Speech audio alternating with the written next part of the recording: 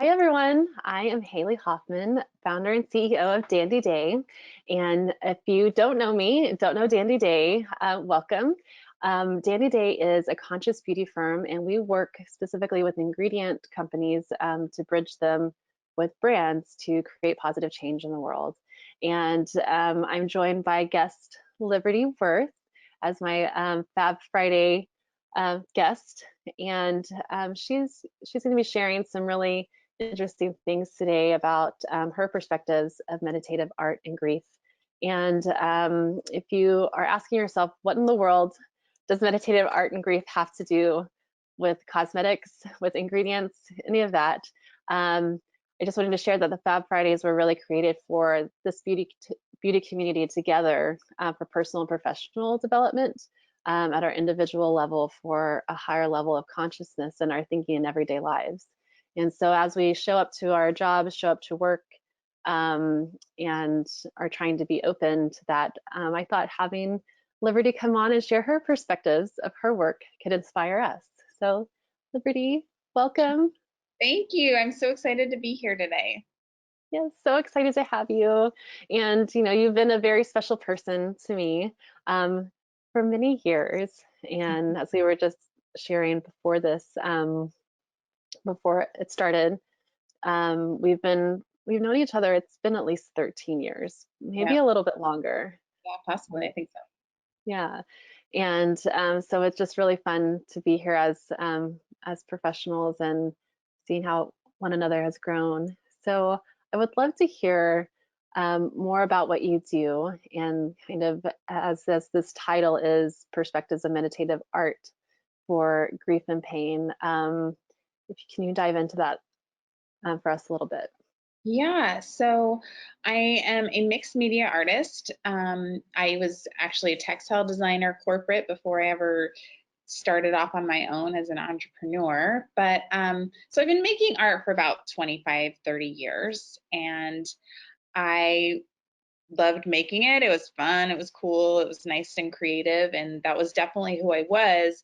But it wasn't until I encountered serious grief in my life that I learned exactly how valuable being able to express our deep feelings and our big thoughts, and actually even just the places that we're stuck, through creativity, and how powerful that could be. So initially, I was doing that through mixed media collage, mostly with paper. And I was teaching workshops and sharing that with people. I've actually taught hundreds of attendees over the years, specifically in a very like user-friendly version of paper collage. And I teach them, and we just sit there and we work together.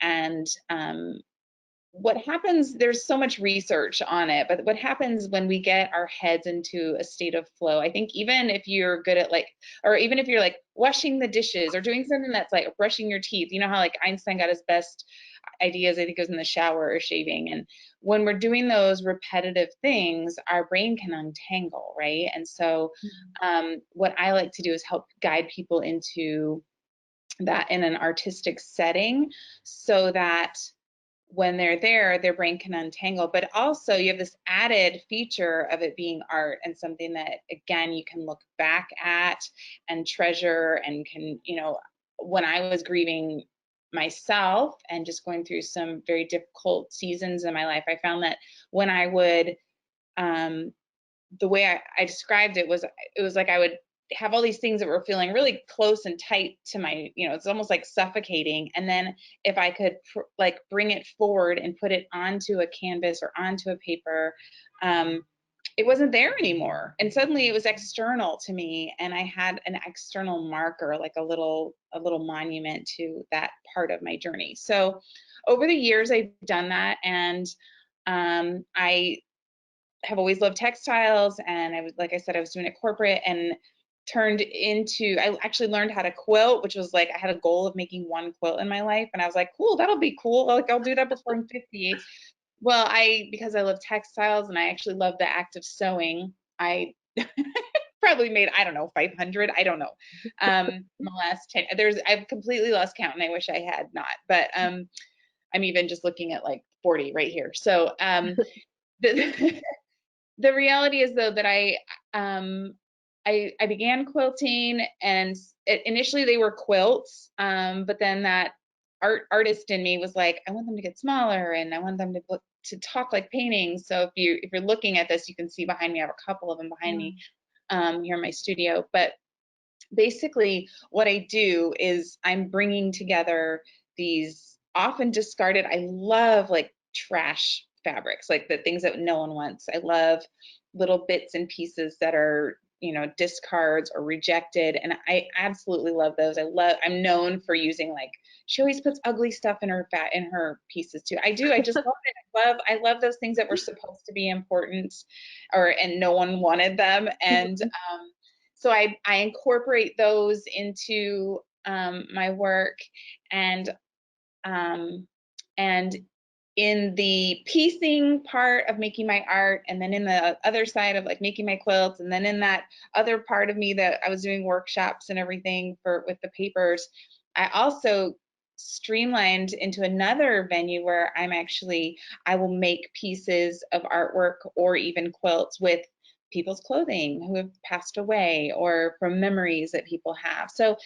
I think once we get when we become acquainted with grief and suffering, which I think actually all of us have this year, to a certain extent, whether or not we had anything that was personal, we um, when we first get there, it can feel really daunting. And when we're able to process those things, um, they're external to us, and it's incredibly healing to have that be a part of our journey. And so that's kind of how I am where I am, and why I think it's so healing, because I love helping be a part of that with people, but I do it for myself. I was working on a piece the other day, and I was like, I was just sort of thinking about memories from childhood, and it was a piece about my children, and I thought, oh gosh, there's so many things they don't remember from the childhood and that I've poured into them. And then I started crying, and I was like, oh my gosh, I have to keep doing. So I actually pressed in and pushed through doing that piece, because I thought I really need to work this out. So I think sometimes we can strike a nerve that we hadn't even ever considered before. Mhm. But regardless of what it is, it's incredibly healing. And yeah, that's how I got where I am, and why I continue to, you know, bring these things up. Yeah, I think it's so fascinating, you know, the mind of an artist. And as you said, you're collecting things and figuring out how to bring them together in a way that from what I'm interpreting is that you believe and trust will become something beautiful or become a piece of Oh, art, right? that, It's a living representation of something, and of many different things.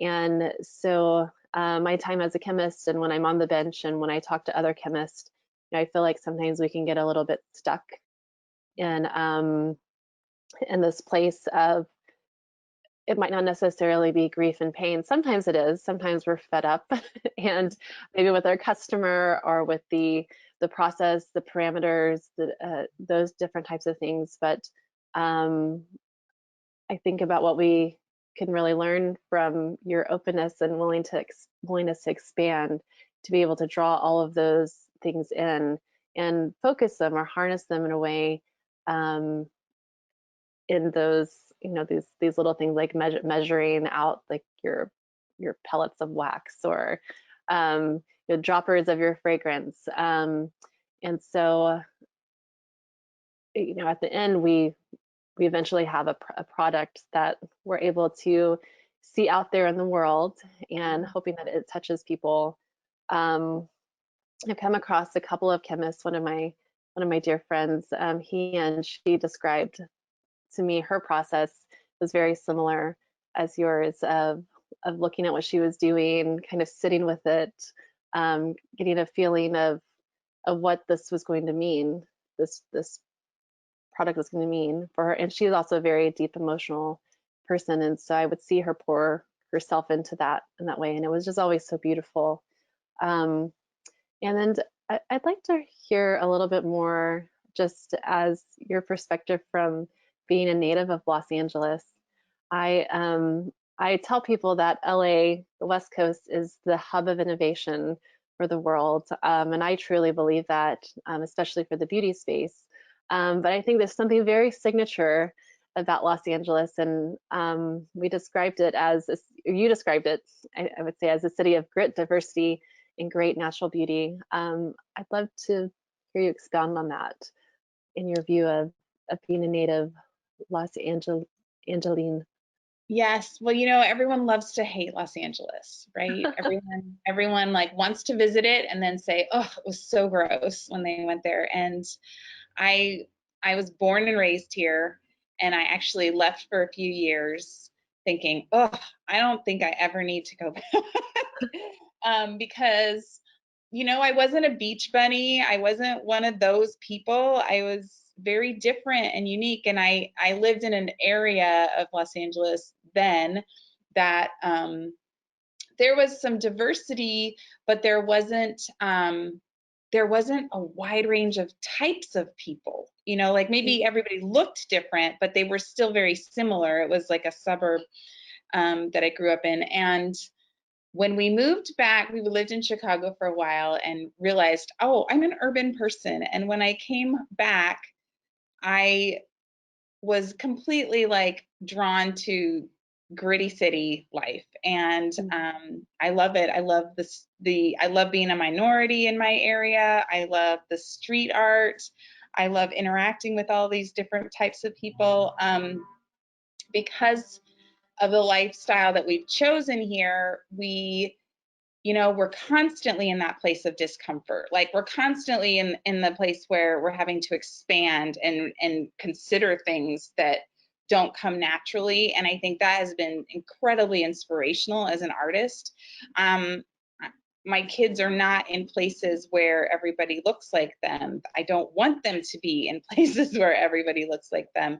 And we're having to have like the hard talks. Nothing's a given where we live. It's you just have to keep going each day at a time, look at each person individually. And for me, I find that incredibly inspiring. I find that I'm hearing perspectives that I never would have heard before.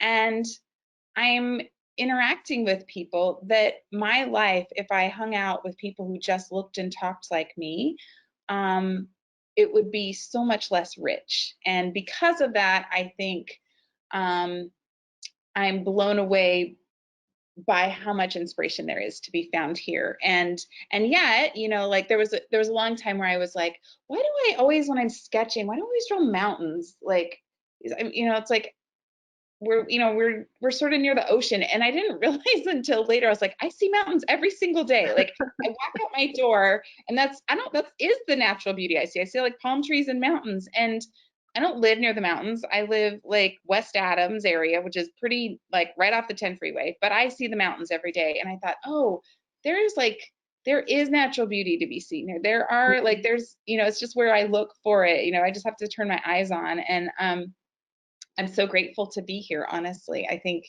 it's just been when we moved back, we moved into a very different life than what we left. And I've been incredibly grateful for that, because I it has awakened in me a desire to always be learning, and a desire to just I said to someone recently, I was like, oh, well, I'm not an expert in that. She said, well, how about you just say actually that you're a lifelong learner? And I was like, okay, I'll be good with that. And that's, I think that living in a diverse city encourages that. Mm-hmm. Yeah, I love that mindset. Yeah, of being a lifelong learner. I was just having a conversation with someone this morning. I was like, I don't have all the answers. I have a lot of ideas. I have a lot of questions. I have some experience. But really, we're always learning. And I think the moment that or that anybody takes themselves out of that environment of discomfort, there is the possibility that your ability to learn will kind of go away. Yeah. Um, and I was also mentioning this friend, I was like, I want to get really, really good at holding the discomfort, right? What Really? is that um, to hold both of those, the joy and the discomfort? How can I hold both of those and respect both of them and not say that this feeling, that discomfort is bad, discomfort is unfamiliar, so therefore it's bad and it's wrong, or have the comfortable place and be like, well, this is how it's always been done. So this is the way to do it, and the best way and the only way and the way for success. So um it's It makes me think of how like chocolate is so much richer when it's bitter and sweet, like those complexities and the things that have the complexity of both the joy and the pain, or mhm, the bitter and the sweet. Those are the ones that have the depth and the richness that so many other things lack. mhm, I would agree, yeah. And so I hope that whoever's watching this and trying to digest this, that they would feel really encouraged to go to those places that are uncomfortable, that maybe that place of grief and pain. And you talk about how your work invites people to come in, invites yourself to come in to for some of that healing. I wonder how much healing each of us need to have, how much pain, how much grief we all carry throughout our day that's really stopping our creativity because we're so broken. I think we're all broken people. Oh, yeah. Um, yeah, and so can you share with us a little bit about the healing for you as you are creating things for other people that might be grieving? Yeah, well, it's so interesting, especially when I'm doing like specifically like bereavement work. I have a project right now that I'm working on that's it's for a family, and the person who passed was very, very young. Yeah. And when I'm working with clothing or things like that, it's even if I didn't know the person like, personally, I'm interacting with their items or their memories, really. And there's something, I think, that those of us who understand pain are not afraid of it, right? If you've walked through it, you're less afraid of it. And in being less afraid of it, even knowing how scary and painful it is, I I am able to walk alongside someone and carry that burden a tiny bit, even like, I'm not saying like a ton, but a tiny bit. And when I was in grief and pain, and in my biggest seasons, not that I'm ever not in it, but in my darkest seasons, I think even someone who had the smallest bit of beauty to offer me, or encouragement, or just light, any kind of thing like that, was so life giving. And so for me, I look at it as an honor to walk alongside people and to bring just a tiny flicker of hope, honestly, through my work. And it's very strange. I think the first time I did it, I was like, wow, this is heavy. And the first person whose clothing I worked with, I had actually never met, and I didn't know any of their family members. So it was a totally new experience. But I think it's the same thing. It's that same bit of being able to take something that was internal and so heavy, and to release it into an external place. And those clothes that were sitting in a box in that family's garage, that was just filled with so much weight of sadness, I I took on the task of making them into something new. And they didn't have to do that. They didn't have to throw them away. They didn't have to do that. And instead, what I gave back to them was a source of comfort. So they just dropped off this box of pain and received back a gift of comfort. And for me, that was incredibly, like, it was so life-giving to me to be able to be a part of that. And I love that. I love doing that for people. And um it's a pretty powerful thing. It's very powerful. Um, yeah, we were talking before this. You've seen me. You've been with me and been that beautiful spot in my life. And when we first met, and even the yeah, that I still carry a note that you wrote to me, and reflect on that every now and then. So I know that's in your nature, um, and to be that spot that almost like this well, I guess as I would say, of being able to hold space for people. And you've always been really really wonderful at that. So I think, um, as you were talking and sharing about collecting things from people you don't know, and trying to piece that together with how our industry works, we talk a lot about sustainability. We know that ingredients come from all over the world, and so there's been a large trend where people want to know who who touched this ingredient, where did this ingredient come from, what villages did it affect, who had to carry the basket or the burden of this product or this raw material in order for me to have it, in my hands, and like a container or something. And so I think that's one of the really special things about cosmetic chemistry. And when you're sitting on the bench and looking at what materials you can use, because you have a lot of choices of things that you could use. And I want to encourage the audience to think about these these things, like where do they come from?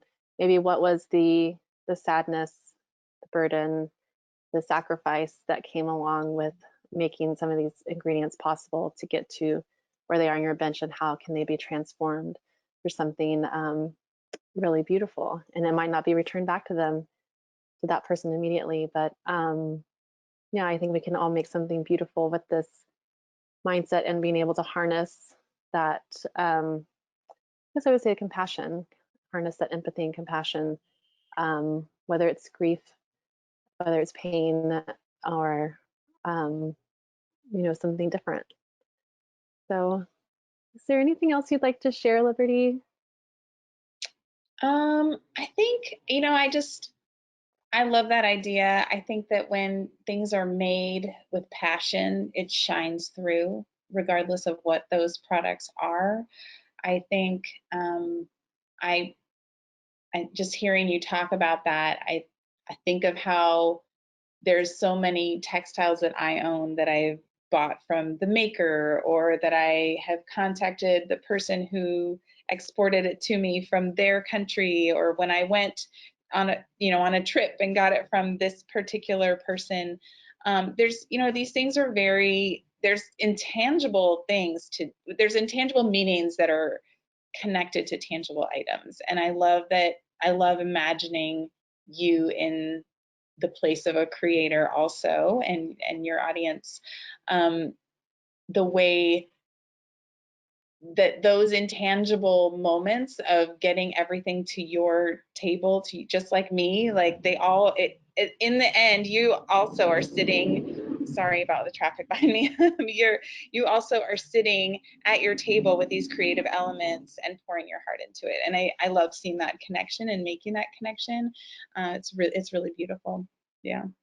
Well, thank you. And thank you so much for being here with us today and making it a fabulous Friday and sharing with us your beautiful work, and just the way you think about it. I love hearing you describe it. And yeah, this has been so much fun. Thank you. Yeah. So I hope you make it a great day. For everybody else, make it a great day. And we'll see y'all on the next fabulous Friday.